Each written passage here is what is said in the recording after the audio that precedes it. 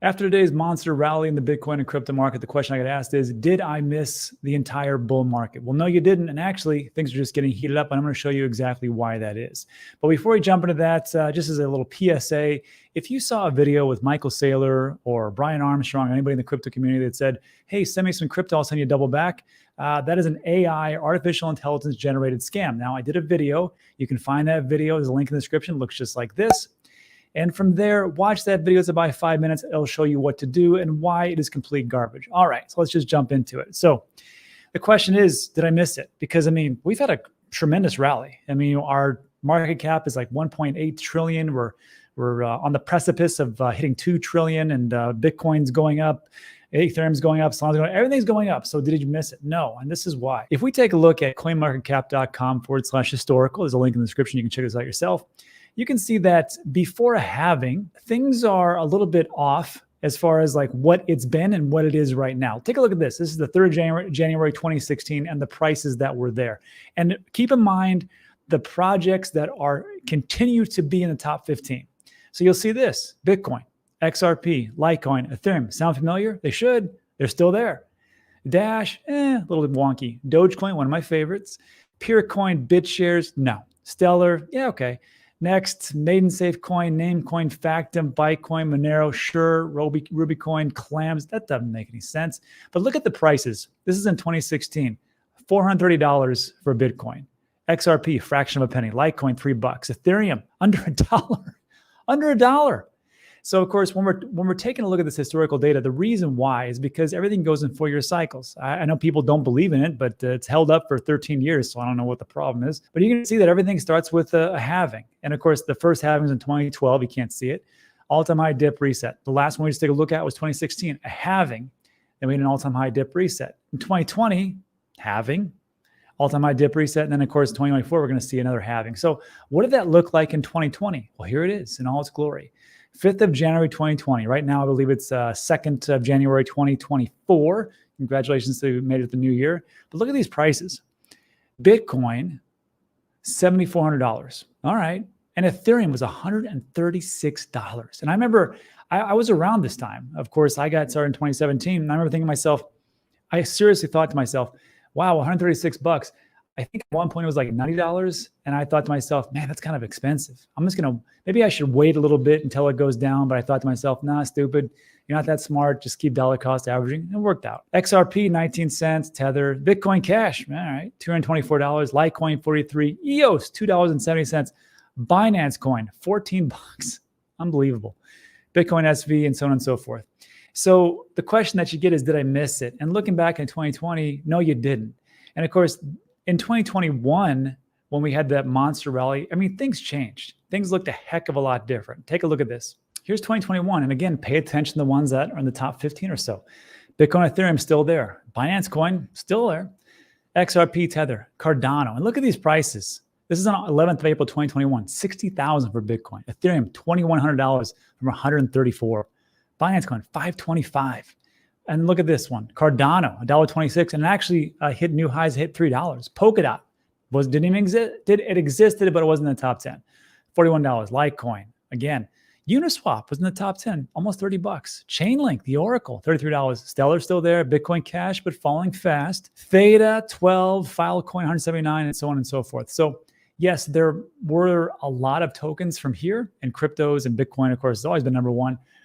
But what if you just said to yourself, you know what? I don't know how to pick these new ones. Well, it doesn't matter.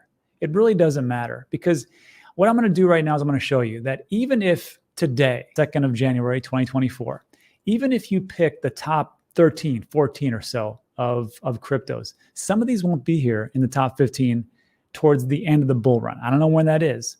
So let's just go back to 2020.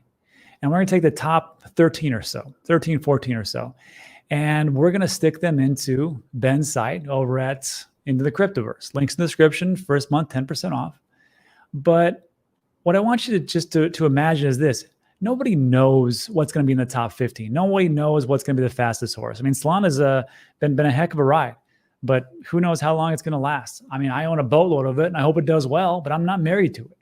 So even if you don't pick the absolute top one, it doesn't really matter. I'm going to show you why. So let's just say you started to invest on January 2nd, 2020. You put 10 bucks in a day. You put it into Bitcoin, Ethereum, BNB, XRP, ADA, Tron, Litecoin, Bitcoin Cash, Stellar, BSV, EOS, and Monero. And if you would have just spent $10 a day, if you would have invested $5,000, again, 10 bucks a day, with Cardano, you would have had $124,000. Here's the profit and loss, 2,387%. BNB, you'd have $111,000. Ethereum, $55,000. Stellar, $36,000. XRP, $27,000. Tron, I mean, you get the drift, right? And actually, Bitcoin, you would have put in 5,000. You would have essentially 4x'd and had almost 20,000, which is not bad. It's a pretty safe bet moving forward. But again, when people say, Rob, did I miss it? Did I miss it? You didn't miss anything. And I don't care. Honestly, what it comes down to is this. You can invest in whatever you want to. And everybody's going to say they're a genius. And they thought, I picked this and I picked that. That's fine. In my personal opinion, most of everything is going to look like a genius call because everything's going to go up. The real test is how long can you ride it up without taking massive amount of profits, even though you should take some profits along the way, and how many of you can actually sell? Because buying is easy, but selling is tough. Anyhow, let me know what you think about that in the comments section. And it really does come down to this, which is a spot ETF. And here's the funny things that are going on. This is Eric Balchunas, senior ETF analyst for Bloomberg. This is the guy that's been calling for the spot Bitcoin ETF for the whole time. I'm personally leery that it's going to be passed. I'm one of the very few, but hey, if it happens, great. I'd rather be wrong and rich than right and poor. And again, it doesn't really matter because I still dollar cost average really doesn't. So he says this just happened today. New grayscale amendment just dropped. Clear language on cash only, but still no authorized participants or AP named. Just blanks where names should go. Not sure why, since the SEC wants to see it, and they have been pretty cocksure about having one. Also, nothing on the fees that I could see. That's a big open question too. So as far as these authorized participants, who's it going to be? Who can actually redeem this? Is it going to be JP Morgan, like they said they were going to do? Going to be other places? Well, nothing's in concrete yet because it hasn't been filed. But here at Michael Sonnenschein, he is the CEO of Grayscale, says, hey, we've been here for a long time. We've had authorized participants lined up since 2017. And visit our website for details. A little low-key flex, I would say. So people would say, well, is this something to be concerned about? Maybe not. This is Scott Johnson, finance lawyer over at Barclays, and he states this. Yeah, this amendment was just to file certain material agreements. I don't know what the SEC is saying behind closed doors, but in my opinion, not listing the authorized participants isn't a basis to deny 19B-4. Putting aside the facts, Grayscale Bitcoins is in a weird state of limbo. Interesting. APs will obviously need to be included at some point for the registration statement to be completed and go effective. So we'll see how it all works out. But again, this is supposed to be all wrapped up by January 10th. Now, the final deadline is in March, but I would say it's very odd if they deny this on January 10th because that is the last day for ARK. And if ARK Investments and Kathy Woods, they deny all of them, then they're out of it. And the next group that comes in is Grayscale and everybody else. So if they get 86th out of it, it'd be an interesting situation. Anyhow, let me just think about that in the comment section. And finally, just to wrap this up, if you're looking for the next big thing, I've been talking about this for a while, interact.io. This is a website where all these different airdrops and things, and what it really does is just kind of get you into the know about the different projects that are coming out, and it just rolls you through. Every day I do about 5 minutes, and I just kind of do essentially airdrop farming. And now I'm on this base one. I'm going to link this in the description. And it's very basic stuff. You just follow things on Twitter. You use the actual platform. And I'll even tell you, like, the difficulty here is a beginner. The gas required is between $5 and $10. It only takes 5 minutes. And you go from there. I did this one. I'm going to do this one tomorrow. And the one I did yesterday was Linnea. So just something for you to do, because the more that you do, the more points that you get. And of course, if there's an airdrop, it can be massive, but nobody knows. But it only takes a little bit of time and a little bit of gas to do it.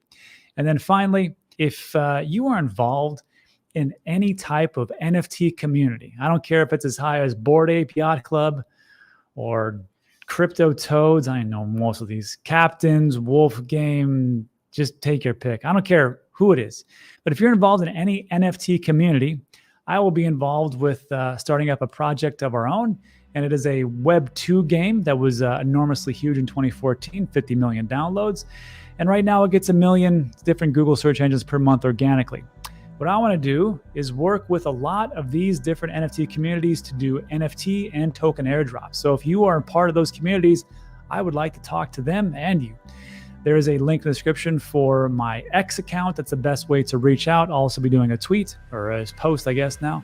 And that is it for today. So look, if you like today's video, give it a thumbs up. Consider subscribing. Everything we talk about is time sensitive. Things are going to move pretty fast. So subscribe to somebody, get your news from somewhere, because this next year is going to be a little bit crazy. Anyhow, that's it. Thanks so much. See you on the next one.